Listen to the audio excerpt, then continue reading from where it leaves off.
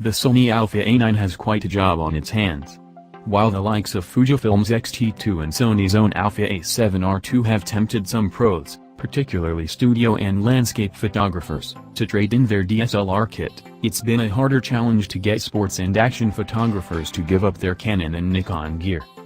While it has substantially fewer pixels than the 42.2MP Alpha A7R II, it does offer a slight resolution advantage over the 20-odd megapixels of the Canon 1DX Mark II and Nikon D5, but it's the architecture of the chip that's the key element here.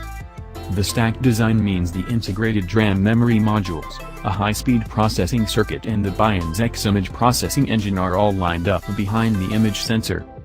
This design has allowed Sony to push the data through the sensor, not around it, resulting in a sensor that reads data 20 times faster than would otherwise be possible, enabling the Alpha A9 to shoot at a blistering 20 FPS for 241 RAW files or 362 JPEG images.